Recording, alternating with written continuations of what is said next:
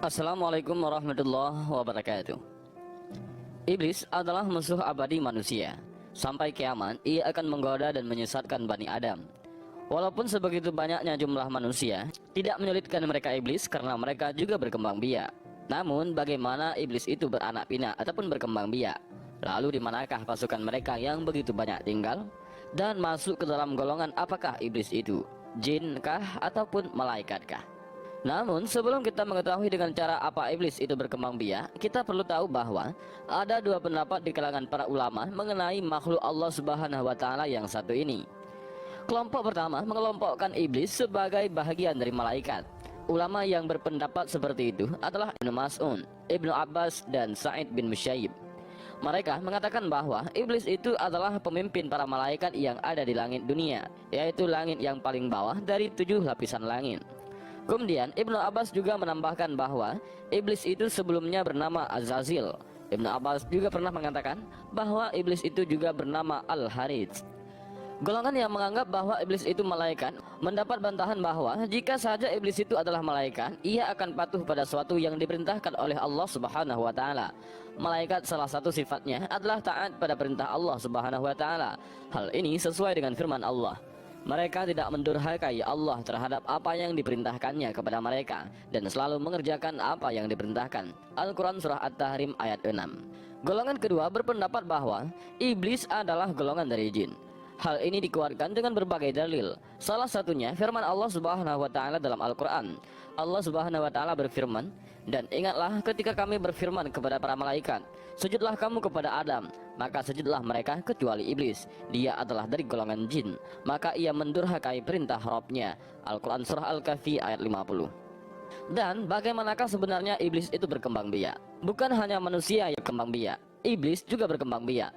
Allah Subhanahu wa taala telah menggambarkan kepada kita bahwa iblis memiliki keturunan. Patutkah kamu mengambil dia dan turunan-turunannya sebagai pemimpin selain daripadaku, sedang mereka adalah musuhmu. Al-Quran Surah Al-Kahfi. Terkait perkembangan iblis, ternyata mereka juga butuh asupan makanan dan minuman. Hal ini sesuai dengan perkataan Al-Hasan. Beliau berkata, mereka makan dan minum, sedangkan malaikat tidak berkembang biak, tidak makan dan tidak minum. Hal ini membuktikan bahwa iblis merupakan golongan jin, bukan golongan malaikat.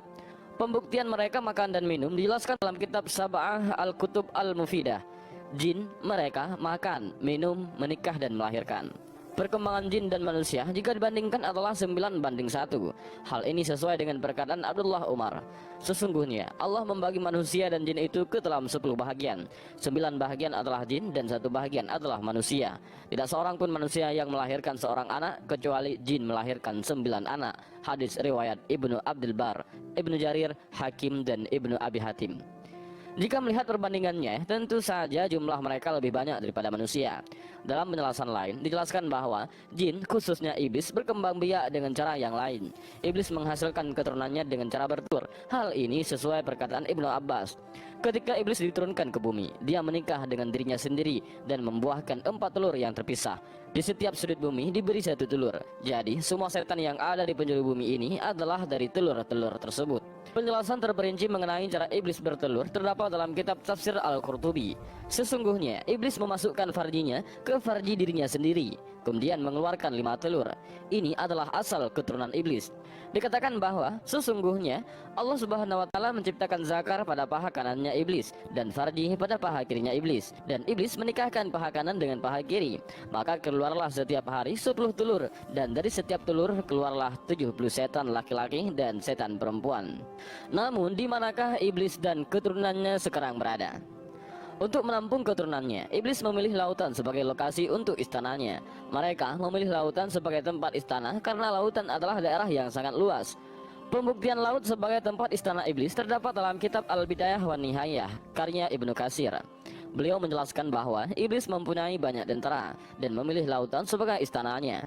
Singgasana iblis ada di lautan. Telah Nabi Shallallahu Alaihi Wasallam abadikan dalam hadisnya, Rasulullah Shallallahu Alaihi Wasallam bersabda, "Apa yang kamu lihat?" "Saya melihat singgasana di atas lautan yang dikelilingi oleh beberapa ular." Jawab Ibnu Sayyad, "Dia telah melihat singgasana iblis." Sabda Rasulullah Shallallahu Alaihi Wasallam. Hadis riwayat Ahmad. Dan itulah penjelasan mengenai perkembangan biakan iblis. Iblis juga makan dan minum, bahkan melahirkan. Disebutkan juga bahwa iblis juga bertelur. Jumlah kelahiran iblis dan manusia memiliki perbandingan 9:1. Jika manusia melahirkan seorang anak, iblis beranak 9 kali lipat. Dengan jumlah yang banyak, mereka meminta kepada Allah Subhanahu wa Ta'ala untuk diberi kesempatan dalam rangka menggoda manusia. Hal ini sesuai dengan firman-Nya.